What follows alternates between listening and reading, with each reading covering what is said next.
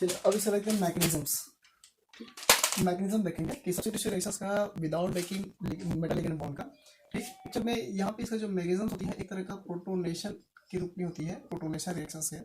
ठीक, जिसमें क्या करता है, इसमें ऑक्सीजन एटम पर जो कोबाल्ट के साथ में एक बॉन्ड के रूप में बना रहता है, वो प्रोटॉन क्या करता है, इनके साथ में ये अटैक करती है और अटैक करने के बाद यहाँ जो प्रिपरेशन होता है वो होता है वाटर मॉलिक्यूल्स को प्रिपेयर करता है और कार्बन डाइऑक्साइड को।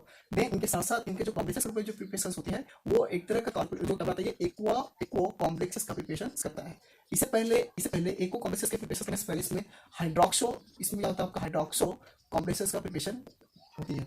ठीक, और यहाँ पे हाइड्रोक्सो प्रिपरेशन कब होगा, जब प्रोटॉन ऑक्सीजन एटम पर अटैक करती है तब हाइड्रोक्सो कॉम्प्लेक्स प्रिपरेशन करता है और यहीं पे फिर क्या करता है वो एक्वा कॉम्प्लेक्स को प्रिपेयर करता है। इसको हम लोग एग्जांपल में देखेंगे कि यहाँ पे अगर हम लोग मान लीजिए ये एग्जांपल है तो उस कंडीशन में यहाँ पे सपोज एग्जांपल लेता हूँ तो यहाँ पे हमारा पेंटा अमीन कोबाल्ट कार्बोनेट है, पेंटा अमीन ये आपका सेंट्रल मेटल एटम, ये ऑक्सीजन हो गया और ये हो गया आपका कार्बन डाइऑक्साइड, ये प्लस चार्ज। प्लस इसमें क्या करते हैं हाइड्रोनियम आयन के साथ रिएक्शन करते थे। अब इसी में हाइड्रोनियम ऑक्सीजन के साथ हाइड्रोनियम आयन के साथ जब ये रिएक्शन करती है तो उस कंडीशन में एक तरह का इसमें इंटरमीडिएट कॉम्प्लेक्सेस का प्रिपेयर होती है। इंटरमीडिएट कॉम्प्लेक्सेस ये होती है NH3 penta amine cobalt this oxygen डेस ये करना है आपका कार्बन डाइऑक्साइड होती है, इसमें कार्बन डाइऑक्साइड। ठीक, और यहाँ पे बनाएगा ये जो हाइड्रोनियम आयन रहेगा उसके रहता है एक हाइड्रोजन यहाँ। ठीक, फिर ये आपका क्या बनता है आपका ये ऑक्सीजन, ये आपका ये रहता है H और यहाँ पे एक H। ठीक, तो अब क्या करती है ये जो बॉन्ड है, ठीक है, ये बॉन्ड अलग ब्रेक होकर अलग टूट जाती है। फिर यहाँ पे क्या बनता है ये वाटर मॉलिक्यूल अलग हो जाएगा और यह कार्बन डाइऑक्साइड का अलग हो जाता है। ठीक, तो ये जो कॉम्प्लेक्स फ्रीक्वेंसी होती है उसको कहते हैं ट्रांजिशन स्टेट या इसको कहते हैं इंटरमीडिएट कॉम्प्लेक्स इसको कहते हैं। ठीक है, अब यहाँ पे क्या करेगा ये जो रिएक्शंस हो रही है तो अब इसके कंडीशन में क्या करते हैं यहाँ पे एक कार्बन डाइऑक्साइड बाहर होगा और एक वाटर मॉलिक्यूल क्या होता है यहाँ से बाहर होगा, एक H2O और एक क्या बनेगा आपका कार्बन डाइऑक्साइड बाहर हो जाएगा। ठीक है, अब दोनों यहाँ पे क्या हो रही है बाहर हो जाएगा, तब क्या बचे आपके पास हाइड्रोक्सो कॉम्प्लेक्स फिगर बनती है। तो यहाँ पे हो जाएगा आपका कोबाल्ट पेंटा अमीन NH3A5OH 2 माइनस आयन्स, ये होता है आपका 2 प्लस आयन होती है। ये होता है आपका हाइड्रोक्सो, इसको कहते हैं हाइड्रोक्सो कॉम्प्लेक्स कहते हैं, हाइड्रोक्सो कॉम्प्लेक्स कहते हैं। और यहाँ पे एक तरह से प्रोटोनेशन रिएक्शंस होती है, प्रोटोनेशन यहाँ पे अब यहाँ पे प्रोटोनेशन रिएक्शंस होती है जो कि यहाँ पे ये कोबाल्ट और ऑक्सीजन की स्थिति में क्या करता है ये अटैक करेगा प्रोटोनेशन रिएक्शन के थ्रू। ठीक है, तो प्रोटोनेशन रिएक्शंस होगा तो उसमें क्या बनता है आपका यहाँ पे एक्वा कॉम्प्लेक्सेस का प्रिपेयर करता है। यहाँ पे बनाएगा पेंटा अमीन H2O वाटर है ना, ये हो जाएगा आपका 3 प्लस आयन, ये कहलाता है एक्वा कॉम्प्लेक्स।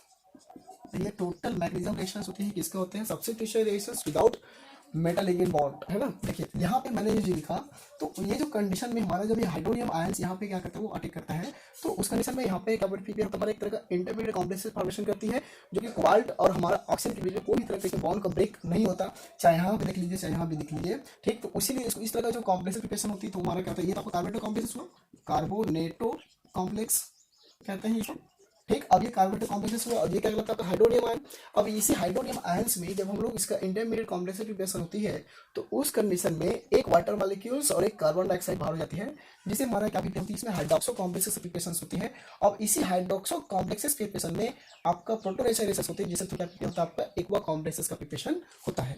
ठीक है, ये जो रिएक्शन रिएक्टिविटी दिख रही है ठीक है इस मैकेनिज्म में, तो ये हमारा ये एसिड हाइड्रोलिसिस रिएक्शंस नहीं कहलाता, ये डाइकार्बोक्सिलिक रिएक्शंस कहलाती है। ठीक है, यहाँ पे इसका फैक्ट होती है this reaction is are the decarboxylic reactions not acid hydrolysis. ये जो रिएक्शंस हो रही है जितना भी यहाँ पे हम इसका मैकेनिज्म देख रहे हैं वो मैकेनिज्म टोटल आपका जो रिएक्शन कहलाता है वो कहलाता है आपका reaction are dicarboxylic acid not for, ये होता है नॉट फॉर एसिड हाइड्रोलिसिस।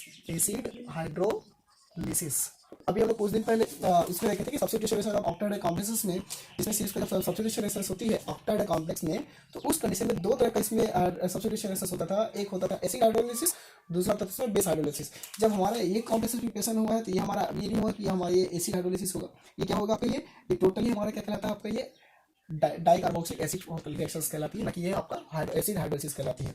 ठीक है, सेम इसी तरह से एक एग्जांपल और देखेंगे नाइट्राइटो के साथ। जब हम लोग इसको नाइट्राइटो के साथ देखते हैं, ठीक है, तो वो भी कॉम्प्लेक्सेस में आपका सेम इसी तरह से प्रिपरेशन होती है। नाइट्राइटो एक दूसरे इसमें एग्जांपल ले लूं, नाइट्राइटो एग्जांपल,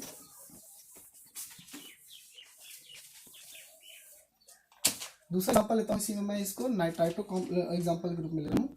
ठीक है, okay, that metal ligand bond is the formation to nitrito complex, nitrito complex.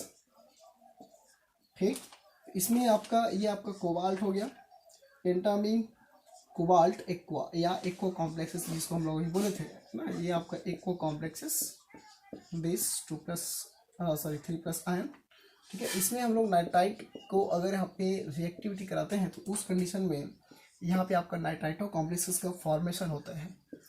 Cobalt pentammine, these are pentammine nitrito OHNO this 2+ ion.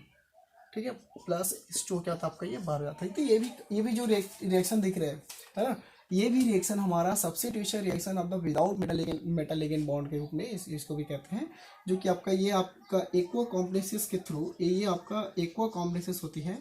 ये एक्वा कॉम्प्लेक्सेस किसको प्रिपेयर करता है, आपका नाइट्राइटो कॉम्प्लेक्स का प्रिपरेशन करता है। ठीक है, ये होता है हमारा टोटल आज के टॉपिक जो था substitution reactions without metal ligand bond. ठीक है, विदाउट ब्रेकिंग के साथ में। तो हमारे इसमें आपको मैग्नीशियम देखा, इस पर कैसे हमारा मेटल लिगेंड बिना ब्रेक हुए नए कॉम्प्लेक्सेस को प्रिपरेशन करता है। ठीक है, जो कि हम लोग इसके स्टार्टिंग में देखे थे कि जो हमारा मेटल और लिगेंड के बीच में यहाँ भी कोई भी तरह का बॉन्ड ब्रेक नहीं होता और न्यू कॉम्प्लेक्सेस का क्या करता है, इसमें प्रिपरेशन करता है, न्यू कॉम्प्लेक्सेस फॉर्मेशन होता है, वही कहलाता है आपका।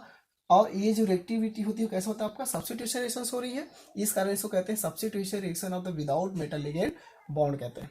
ठीक है, ये होती है आपका पूरा substitution reaction of the without metal ligand bond. It is clear, thank you.